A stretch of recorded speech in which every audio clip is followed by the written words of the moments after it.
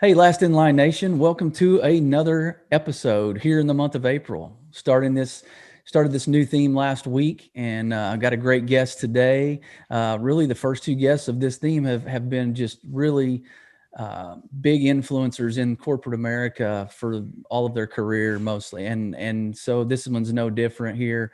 I'm bringing a guy on, Joel Manby. I want to read his bio because this is he's served in several companies in leadership, and I can't wait to hear his perspective. But he was the CEO of SeaWorld, and then served as a CEO of Hershen Enterprises.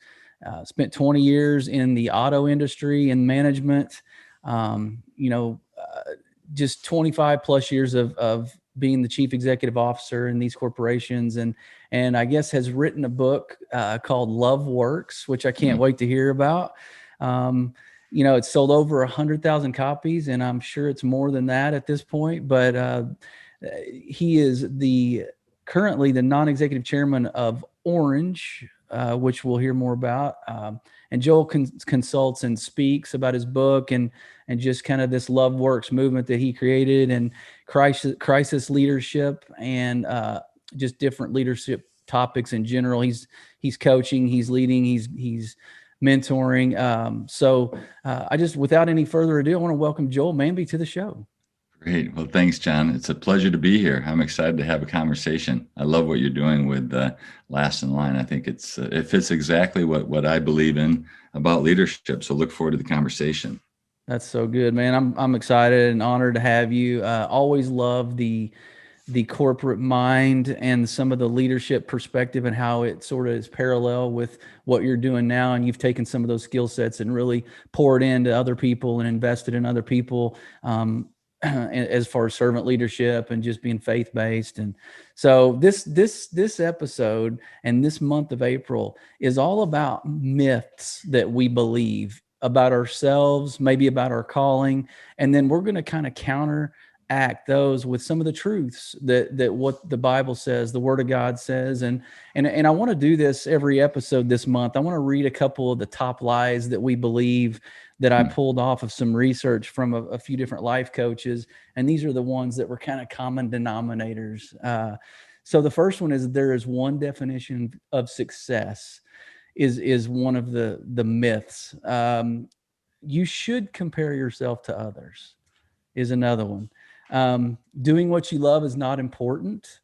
And I just, these are kind of, I chuckle as I read them because it's so spot on to what we're tempted to believe when we get sucked into the vacuum. Sometimes you have to earn your worth is another lie. You have to know all the answers. And Joel, we know as leaders, of course, we have to know all the answers, right?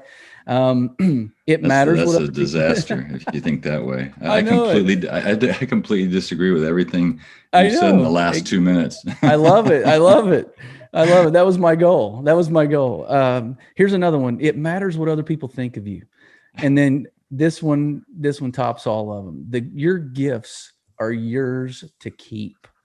So along the lines of that being hogwash, for lack of a better intellectual term, we're going to dive right in. And Joel, is there anything else about you before we get into the outline that the audience should know to connect a little deeper with you that I left out maybe?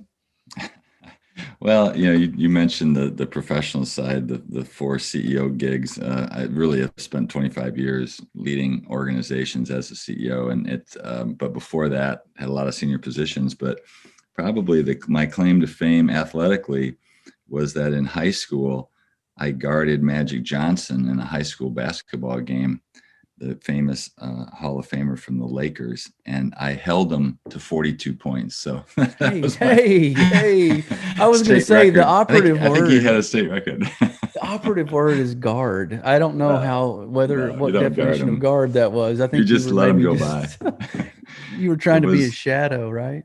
I looked worse than Gonzaga did against Baylor. Oh, but, right.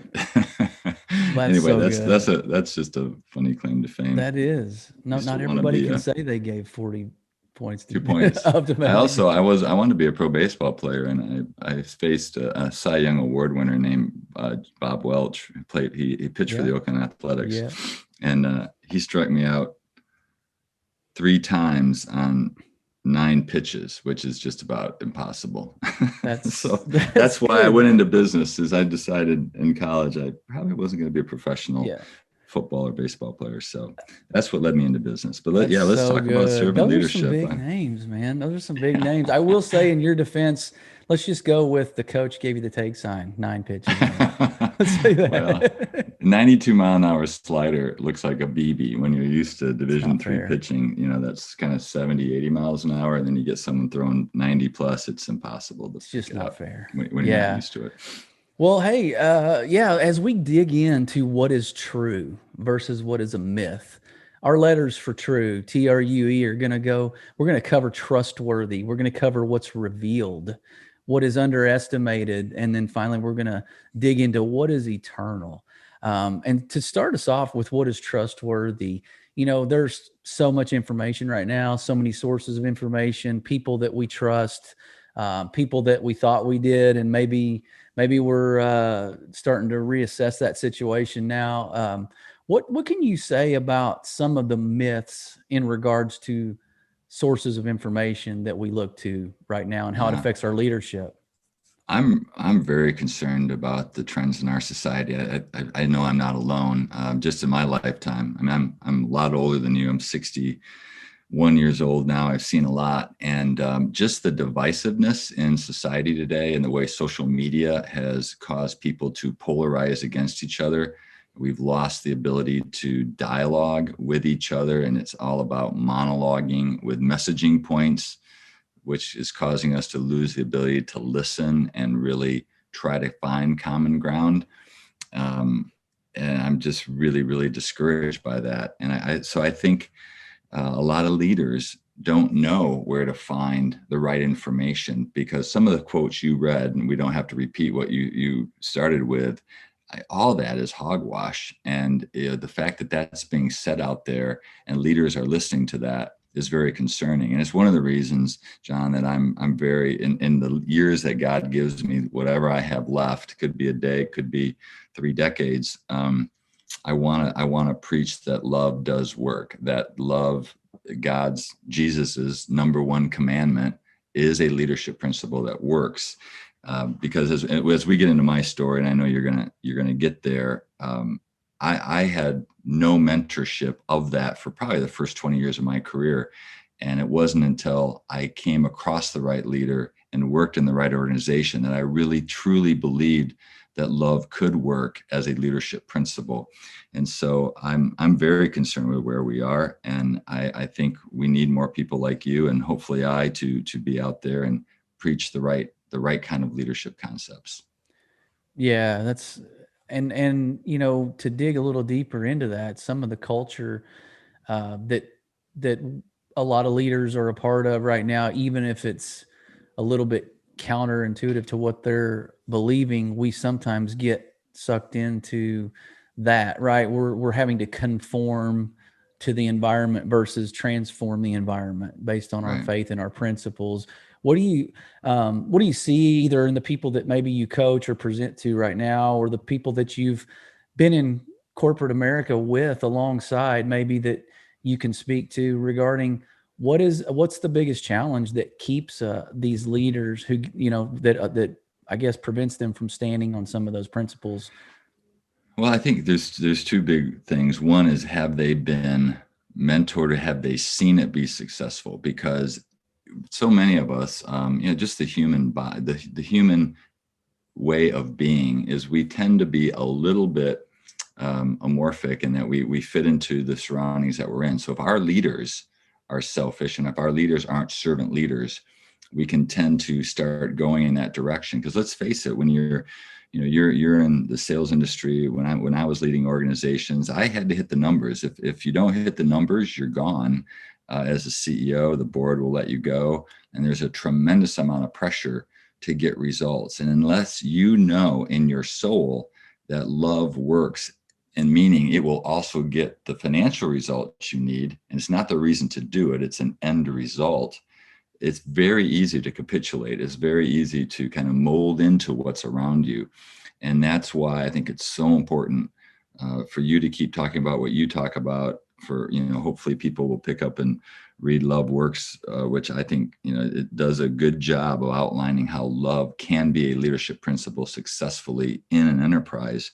So I think it's people meld into what's around them. But another big point I want to make on your question is our whole society, really America as a culture, success is defined as what I would call do goals, things that we do, things that we accomplish, whether it's a sales goal or revenue or profit or how much you make or where you live, and all the things that you and I know have nothing to do with happiness.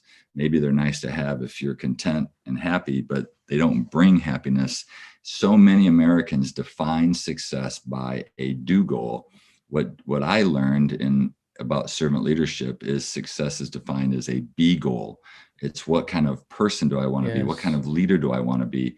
And the truth is we can completely control that, John. As you know, we can't control the success of our do goals, right? There are a lot of variables that just, maybe we hit our sales goals, maybe not. Maybe we hit our profit, maybe not. We can work 24/7 and maybe not hit our do goals. But be goals, which are a set of values by which you live and by which you decide to treat people, that's completely up to us. And in one way, it's freeing, because if you define your success that way, this is how, in my mind, how Jesus called us to live. Let's live this way. And by the way, we all make mistakes. I've made horrific mistakes, and it's not about being perfect. It's about a continual striving to have be goals, have values that you follow. So I think that's the other big reason people get off track, is they set their success as a do goal, not a be goal. Yeah.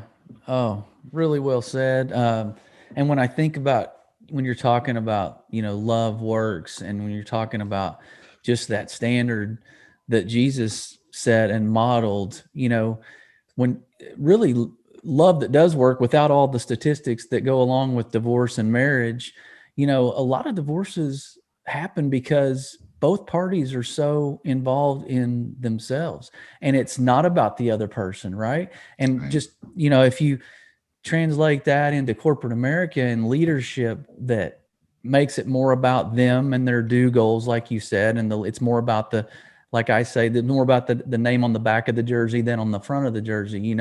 The team, it should be more about those other people. And I think that's where we miss it, which is another reason I think we get caught up in this situation that we're kind of in right now. So let's move on to what's revealed. Then we've kind of established our criteria for trustworthiness and sources of information and why we struggle sometimes. What's revealed? Let's talk about a defining moment in your corporate career. If there was, I'm sure there was more than one, but if you can think of one that comes to mind, that would help somebody today that may be struggling with this concept. Well, for me, it was 20 years in the making, and there was a very specific moment. So for me, it's an easy answer. But I have to tell a little story to go with it to set context for your listeners. But as I said, I came out of graduate school. I had, got a good MBA at Harvard. I had a lot of choices of where I could work. But I went with a Saturn startup in the auto industry, and I basically worked 20 years in the auto industry, eventually becoming CEO of Saab North America.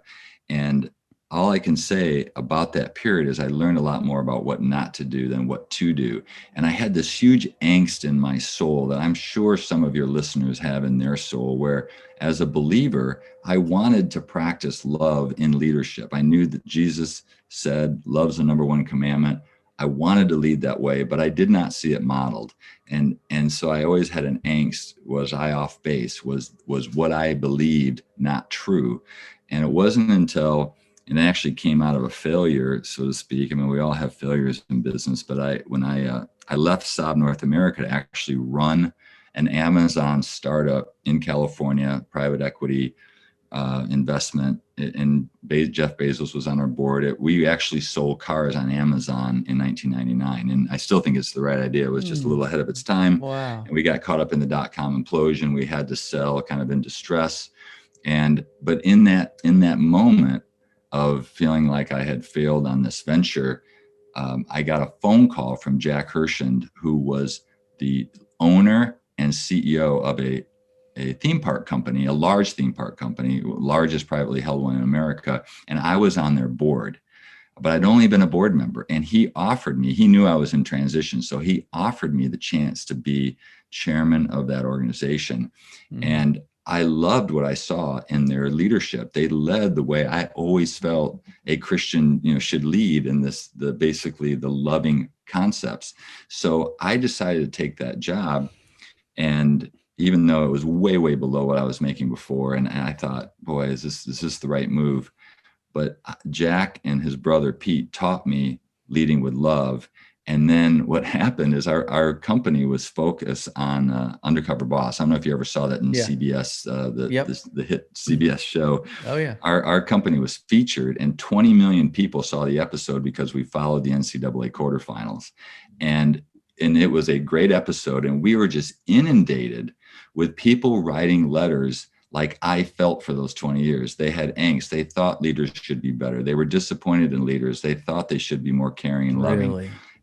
And then I realized, John, that it wasn't just me, and it's not just you, and it's not just your listeners. It's an epidemic in our culture. People are disappointed with their leaders, including probably some of our presidents and how they behave sometimes. So what I ended up writing the book Love Works because I saw this need. And I think that's why it sold so well, is people resonate with it. And even if they're not Christians, they still want to be treated well. They still want to be treated with respect and dignity and trustworthiness. So that was the defining moment, really, where I left the auto industry, followed someone who I saw good in, and then learned all about leading with love. And it was just a transformative moment for me. And the next 15 years, I stayed at Hershend before I was recruited away to go to SeaWorld and just practice leading with love principles. So that's how that's the God moment for me. That's a defining moment. That answers that question perfectly, man. So, I mean, it sounds like you had a lot of revelation along the way. And as we're talking about what is revealed to kind of counteract some of these myths, what do you feel like, and I know we've spoken a little bit about it, but what do you feel like? Two questions. One of them is going to be off script a little. I'm going to throw you another 93 mile an hour slider. Bob Welch. You go wherever you want to go. Yeah. So one question would be, what do you feel like God's wanting to reveal to leadership right now? What do you feel like he's trying to say based on all of the noise and chaos around us? And then the second thing is, what do you think has to happen from a boldness, courageous leader to start this shift in our culture? Well, I think that what God wants is just still what's said in the Bible. And it's not a new message. It's a timeless message. I mean, my book, Love Works, is a paraphrase of 1 Corinthians 13. Yeah. We took 1 Corinthians 13, we broke it down into 7 words, and we define love as a set of behaviors, and we taught our leaders to love each other. And the reason I think one thing that we have to reveal to people is that love is so misunderstood, because in the English language, it's a very generalized word and tends to be thought of as an emotion because it's about romance, or but as you know, probably, or some of your listeners may not know, the Bible was written in the New Testament in Greek, and Greek has 4 different words for love. Eros is the romance, and that's where erotic comes from, and that's how most Americans think of love. What I'm talking about, and what Jesus was talking about, and what Paul wrote in the Bible, was agape love, which is a verb, and it's how you behave towards people regardless of how you feel about them. So what I believe God's revealing is that we just have to go back to the basics of loving one another as an agape, as a verb. And so to be patient, to be kind, to trust, to be truthful, to forgive, to be selfless, and to be dedicated to these principles over and over again in our life. I think that's what he's trying to reveal. To answer your second question, which is what is it going to take? It's going to take practice love as a leadership principle and model it so other people want to be that way. Yeah, agreed. And unfortunately, and so I wish in a perfect world that it wouldn't be so, we as people wouldn't be so impressionable and sitting on the sidelines, kind of waiting for that president, if you will, to do something right before we follow that Right. model, right? It's unfortunate that we look at leaders in the political realm or in the celebrity realm, sports, whatever, and we kind of go off of their cues, unfortunately, Well, instead and you of, know what? yeah, You're absolutely right. And I'm sorry to interrupt you, but yeah, you're as you're good. saying that, I wish, I mean, what the real answer to what you asked is people have to go back to what's in the Bible, and just that is practicing love. It does work, but unfortunately in our society, that's losing steam, it feels like, and just populist internet, how Yeah. many likes you have and how many followers you have seems to be Hmm. dominating. I just think it's a really dangerous trend. So yeah, It people have to is. go back to the Bible and just look again. I sound like I'm preaching, and I've made horrific mistakes and too many ended relationships because I've made mistakes, but I've learned, I'm trying to learn from them and Yeah. start being a better person each day Yeah. of my life. Yeah. And that's good. I mean, it's going to take some sort of boldness to really cause a transformation in society. I agree. And it starts, it starts with us. It starts as, and then as that ripple effect happen, and just, that boldness has to be contagious. So moving along here, the next letter would be the U for underestimated. I kind of want to hear where you saw God move the most, maybe, and maybe where you underestimated God, and where he exceeded your expectations, and something you never saw coming. Well, I hate to double answer. I'd have to still go back to that transition from the auto industry to the theme park industry. So let me give you a little more context to understand the miracle of it. When I left that Amazon job, and Jack's offer was not as CEO, as non full-time chairman. So it was literally, I said I made less. It was 1/10 of what I was making before, because I made a lot of money as CEO. And I did the numbers, and I said, Jack, I know it's part-time, but for me to keep my home and keep my family fed and just kind of do the things I need to do, I need to have $20,000 more a year. And he said, well, let's pray about it. And so he literally prayed on the phone. And this is no lie. This stuff doesn't normally happen to me. But the next day, a search consultant, executive search consultant, called me and offered me a board seat, and the salary was $20,000 a year to be on this board. And so then I called Jack back, and I said, okay, I'll take the job. Now, I trusted God there because I grew up very poor, and my dad didn't make much money. We had a failed business, and all of our fights in our family were about money. So I had this huge angst about not having enough for my kids because I grew up in that. And Right. so I can't overemphasize how difficult of a decision that was for me, but it turned out fine. 3 years later, the board made me the CEO and full time, and that came with a big jump in salary. And so the money all worked out for itself. But that's the time that I underestimated God. Luckily, I did trust him, and I did make the decision to go there. But that failure at the Amazon startup really was the turning point for me. So I would encourage anybody. Failure can lead to great things, and you can be at rock bottom, and then 3, 4, 5 years later, you look back and realize that it really was God in the mix of things. And I just had to trust him that the money would take care of itself. And it's interesting that I believe God chose the one thing that I was weak on. I'd probably have moved anywhere, but the fact that it was 1/10 of what I was making was a really big hurdle for me to overcome. And God picked that because I struggled with it, and then I was able to trust him and move through. So that's the one That's I good. think of the most. That's real good. That's real good. Because I mean, you had a pretty large hurdle when it comes to the trust factor financially, just based on some of your background. And no, that God shows up, and it's always timely. Even he does it time and time again. And I think even the next time we're still a little shaky, where maybe a little bit of doubt creeps in, and the trust gets a little, fleeting at times, even though he's proven time and time again. So Well, look, that's John, I for the think, listeners, but your point is so important. We do have doubts, and for sometimes in the church world, they don't talk enough, I think, about the fact that you're not human if you don't doubt. Yeah. With all the pain and suffering that's out there, it is very easy to doubt God at times, or doubt his promises. But if we are consistent and we are true and faithful, he does always get us through. He never gives us more than we can get through. And I think this life on earth is just a test of how faithful we can be, because Yeah. it's certainly fleeting. Yeah. Yeah. But Well, thank you for bringing that up. yeah. So thanks for adding that too, because I think that was, somebody needed to hear that. And kind of a spinoff to that question under, what is us underestimated?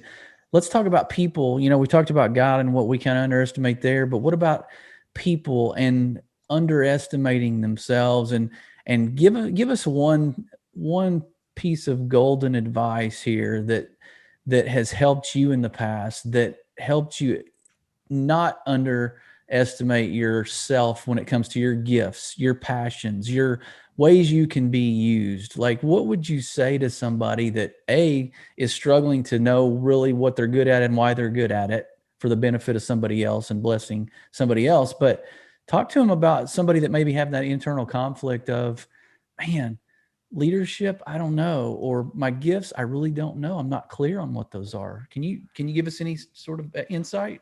I do think it is important to do the work to understand where your giftedness is, because everybody has a gift. I don't care who it is. And so I do think it's important to figure that out, because as a leader, it's really important to surround yourself with people who balance you out. And I'm like you, I'm extremely creative. I'm left-handed. I'm 50,000-foot person. I needed detailed people around me to execute, and I needed a really good CFO, because I just, that is not where I wanted to spend my time. I was more the visionary of where the company heads.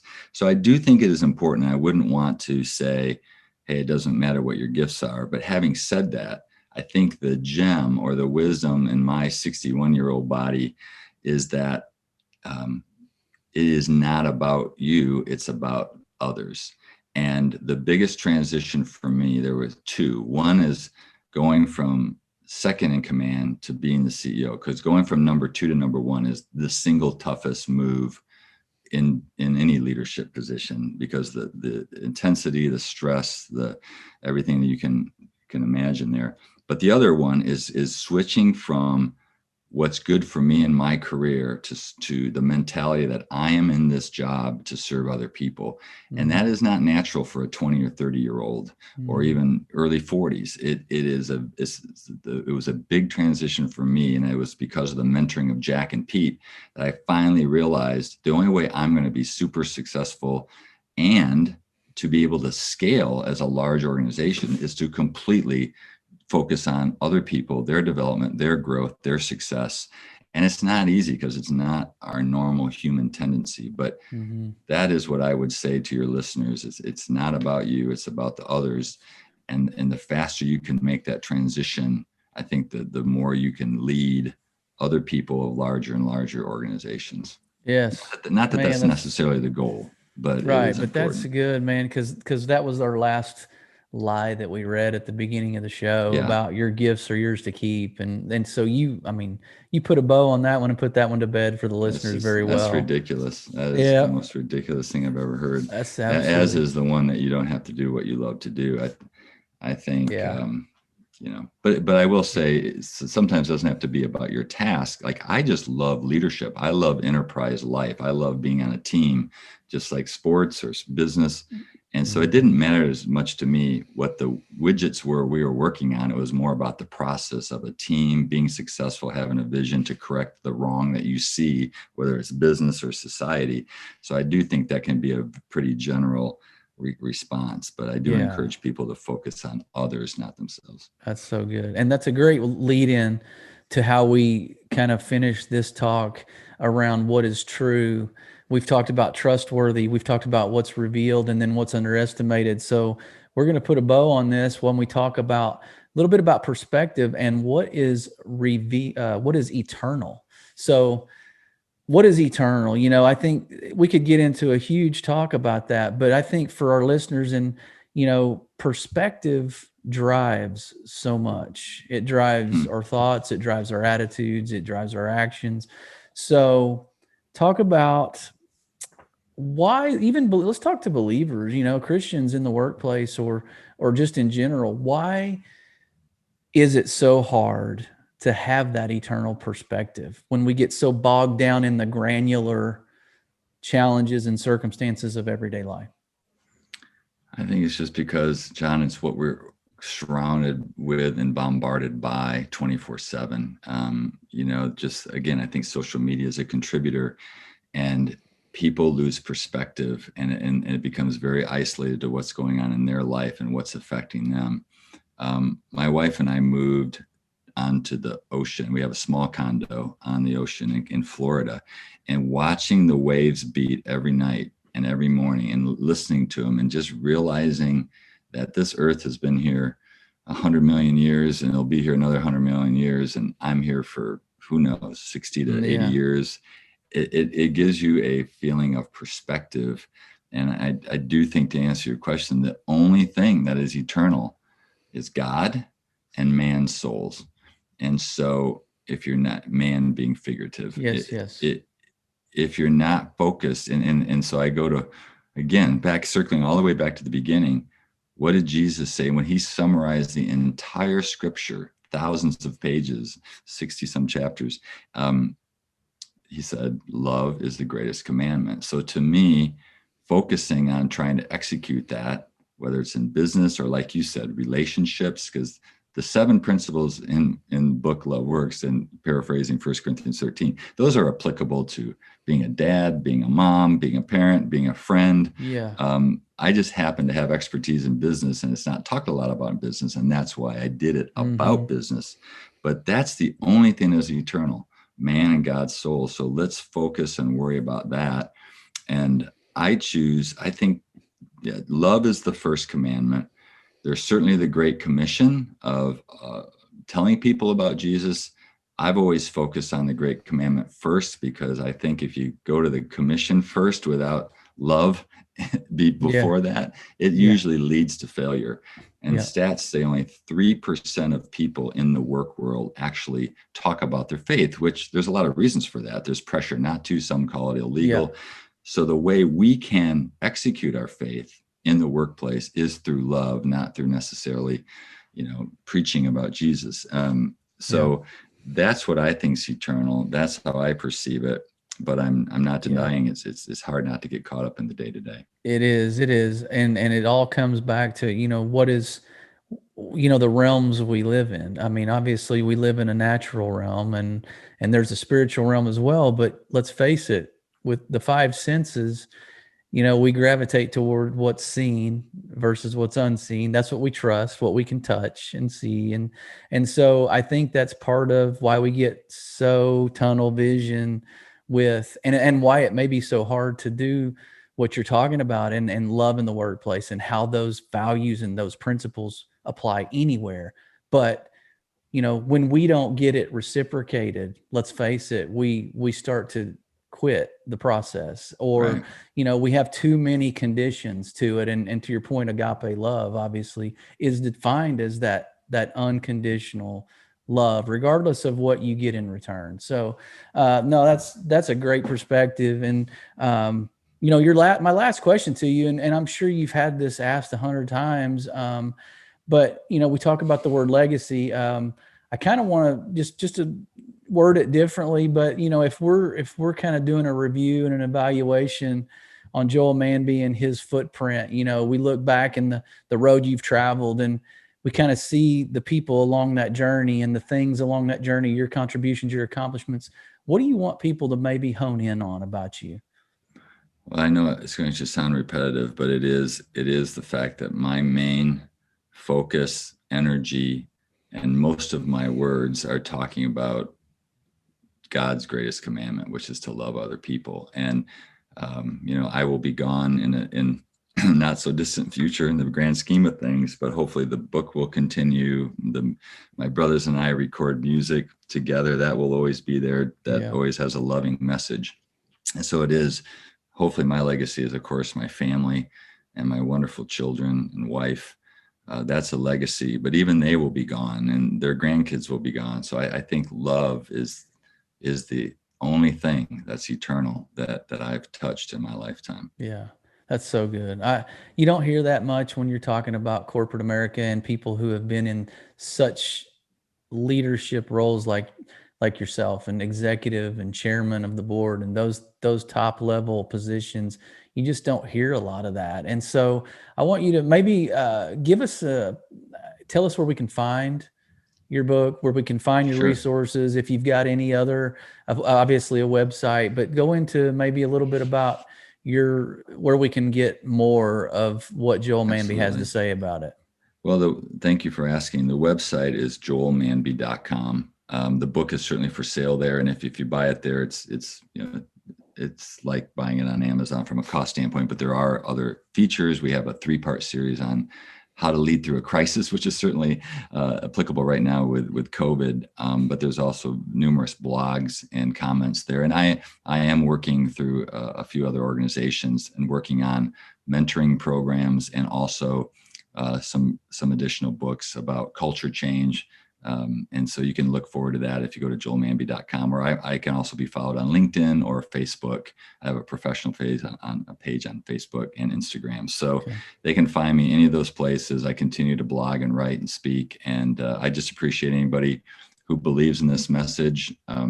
I will help in any way possible because I believe in it, and it's how I want to spend the rest of my days. So I appreciate you having me. And I also encourage you to keep doing what you're doing, because last in line certainly is an analogy for loving leadership. So I appreciate that. Yeah, no, thank you for saying that. And thank you for being on the show. I know there are a lot of demands on your time, and the audience no doubt benefited from this. And I did as well. And so audience, look, it's a reality, there are different things coming at us, and we've got to filter information. Some sources are not as trustworthy about what they're giving us, what we're absorbing, what we're digesting from an information standpoint. So my encouragement is to determine what is a myth, what's a lie, what contradicts the word of God, and then hold on to those truths that are more in line with what God says about you, what he says about your purpose and your calling. And remember what Joel said, love does work, and love is first on the list of priorities. So with that, until next time, be blessed.